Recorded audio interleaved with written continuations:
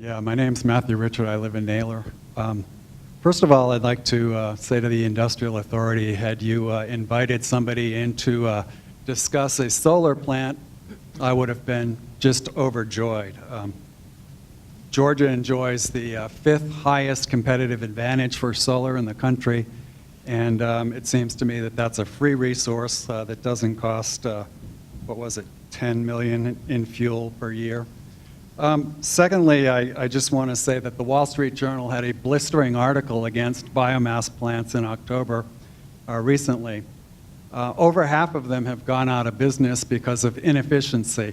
Without price supports and subsidies, these plants are utterly inefficient. They're not green in the least.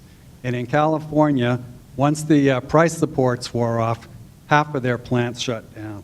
The last thing I'd like to say is that fortunately for this community, there are other activists who have sponsored other fora, one of which was a medical doctor who came in, and he talked about recent research that's been done on particulate matter. We've noted that 200 tons of particulate matter are going to be put into the atmosphere here. This doctor called these the most dangerous chemicals known to man right now. They can cross the blood-brain barrier and also the placental barrier, and they're already being implicated in ADHD and autism, as well as many other brain deformities. So I think many things are not being discussed here, and the community really needs to keep their eyes peeled for some of these other fora. All right. I think we've got a number of questions wrapped up into one there. I will address the solar issue. There are plans to put a small solar plant, which will be probably, I think, the second largest in the state of Georgia, right next door. Okay, 300 kilowatts.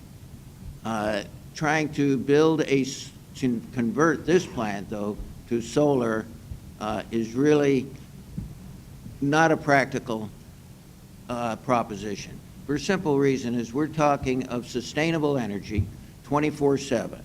We're talking of a plant that will run continuously and will provide electricity on a continuous basis. Okay, probably 90% of the time it will be running at full capacity. Now, if we look at a solar plant, and incidentally, the cost of solar is not free by any stretch of the imagination. The cost of the installation is probably 2 to 3 times as much as the biomass plant would be. The biggest problem, though, besides the fact that we have a 22-acre site, and we would have to put in a plant comparable size, would take about 400 acres. The other problem, though, is the sun doesn't shine all the time. It runs at about a 17% capacity factor compared to 90%. So we're really not talking of the same thing. Solar is a good thing. We're all for it. But you have to recognize its limitations and its applicability. When we're talking of a base-loaded plant that's going to be providing power on a continuous basis, solar doesn't cut it. Thank you. Let me just stand up. My name is Dr. Michael Knoll. Thank you so much for coming and letting us discuss a couple of things here tonight. First of all, of course, solar does not work at night. That's a given. We don't have to talk about these issues, but as one of you indicated earlier, this is always a balanced approach, and it does not just entail solar. It could be other means of energy efficiency, energy conservation, and traditional means of providing the energy. But the one thing I wanted to point out is, and where we seem to be avoiding answering the question is, and by the way, I do have a copy, December 3rd, 2010, from the American Lung Association. I'd be happy to share with the panel members, where they have made clear that we do have health risks associated with the pollutants coming out of the biomass plant that we're proposing for this community. And I did share with them basically information that comes out directly out of the application, so none of the values I've shared with them are made up or coming out of my mind. One of the things I'd like to point out, actually 2 things, it's more like a commentary, and then you can comment on it if you don't mind. First of all, I've heard the word clean now so many times tonight that I'd like to make sure that you understand that based on even the EPD and Mr. Eric Cornwall shared some information with me, biomass is clearly dirtier than coal. If you look at, for example, the PM values, the sulfur dioxide and nitrogen oxide values, you see an increase in PM by 39% and sulfur dioxide by 73%, and the nitrogen oxide by 80% if you just compare the proposed coal plant in Sandersville, Georgia with the proposed biomass plant here in Valdosta, Georgia. I'll be happy to share that email with you if you desire to see it or forward it to you. Secondly, I also like to point out that we're not really using the best available technology. There's a minor versus the major air permit I'm sure you're more familiar with than I am in the end.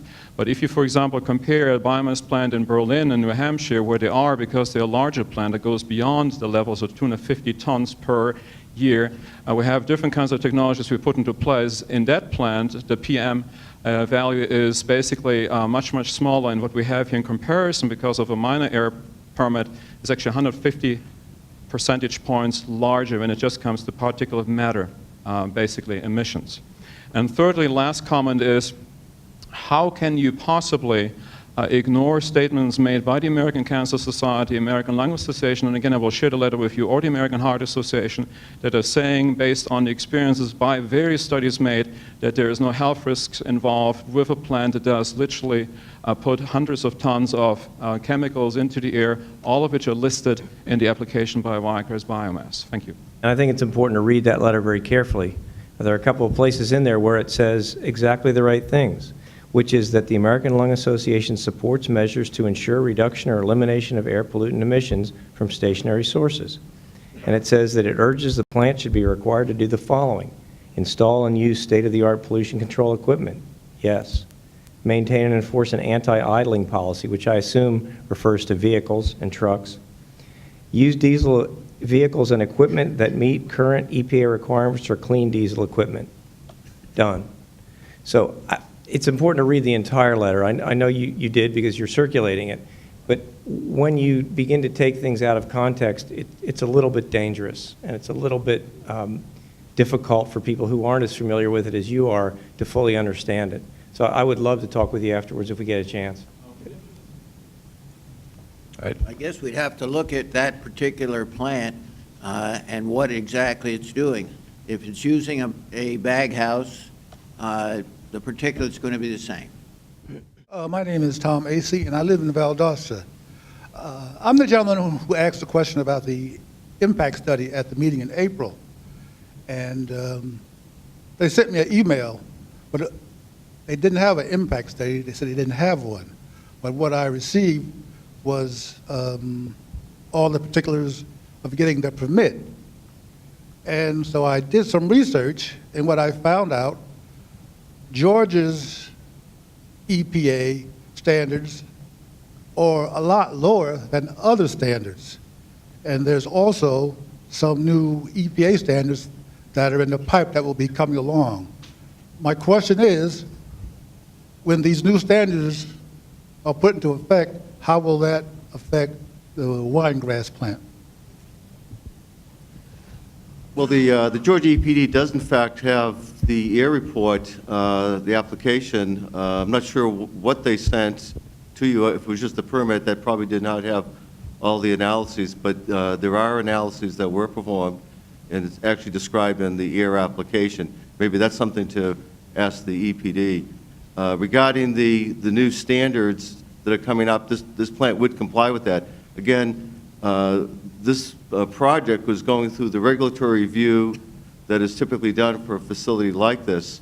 It was done through the auspices of following Georgia rules as well as EPA rules in terms of emissions analysis. It's really, Georgia EPD issued the permit. They concurred with the design of the project, looking at the controls and all of the potential impacts. In fact, Georgia does have more stringent standards, particularly for air toxics, and that was addressed in that impact evaluation. My name is Jane Osborne. I live here in Valdosta. I'm a social worker, and I have a lot of concerns about the health that's involved with all of this, but I'm also concerned that an organization like the Industrial Authority, with the capacity that it has to do research and to do the background, did not discover what I discovered in a week on the internet after they mentioned that they were suggesting the other similar plants were the Snowflake White Mountain plant in Arizona and a Greenville Gallup plant in Maine. The Greenville Gallup plant in Maine went out of business because of lack of materials, to the point that they were beginning to burn carpet remnants They have been bought by a new company and are retooling, but they lost a lot of business and a lot of money in the meantime after getting a lot of supplements, $749,000 from the state in one instance, and they couldn't stay in business. The Snowflake White Mountain plant has gone into bankruptcy, and despite being valued at millions and millions of dollars, was just sold for $4 million with the only bidder they had. They were next to a national forest and could not get enough materials and could not get the money to keep it going without the supplements. I'm very concerned that those are the examples the Industrial Authority mentioned as the places that they're holding up as what we should look at for the future, because it looks like Sterling will come in, get a whole lot of money from the upfront money that they will get from the federal government and the other abatements, and then when it goes away in 2 or 3 years, Valdosta will be here with a dead plant, no jobs, and a big blank space. There are lots of plants that are, I mean, those may not be real good examples. I'm not familiar with the one in Maine. I am familiar with the one in Arizona, and it was mismanaged. The fuel supply was mismanaged. There are a lot of things that went wrong with that plant, and for good reason. It did fail. On the other hand, there are many biomass plants. I think some of the people from the Industrial Development Authority visited one in Cadillac, Michigan, which has just changed ownership after operating successfully for, I think, close to 20 years now, and is continuing to operate. There are several other plants in Michigan that are operating continuously and very successfully, as well as in other states. So, you know, you have to look at each plant on its own merit, and I think, as Dr. Teef pointed out, if it's done properly, it's not a problem. My name is Green Wagoner. I live here in Valdosta. I wanted to ask the academic on the right a question. What does a University of Iowa's waste look like, solid waste, like a ton of it? And what do you do with it? I'm honored you'd think I was an academic. I'm on the facilities side, so I don't teach. We generate about 20,000 tons a year of ash from our solid fuel boilers. The ash that comes out of the circulating fluidized bed boiler is mixed with lime. The lime actually scrubs out the sulfur dioxide. We handle it dry, not wet. It's trucked to a limestone quarry where it goes back in as beneficial reuse. It's a grayish powder. Ash combustion, coal combustion ash is a hot topic at the EPA right now, especially because of the incident that happened, I think it was down in Tennessee a couple years ago when the big ash pond failed. All of our ash is handled dry, so it's in a totally different process. It goes back in as beneficial reuse and essentially a quarry that is a bowl. It's a watertight bowl that prevents runoff.